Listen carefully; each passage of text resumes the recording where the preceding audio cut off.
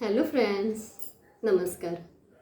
आज शिवजयंती, त्यानिमित्ताने शिवाजी महाराजांचं एक शांत गाणं घेऊन आली आहे. खरं तर हे गाणं करायची खूप दिवसापासून इच्छा होती.